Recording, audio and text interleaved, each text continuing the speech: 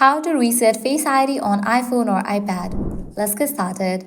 Whether your facial appearance has changed or you just want to start fresh, resetting Face ID is quick and easy. Launch your Settings app. Scroll down. Navigate to the option of Face ID and passcode.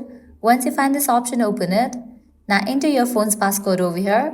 With that, you will be directed to the Face ID and passcode page.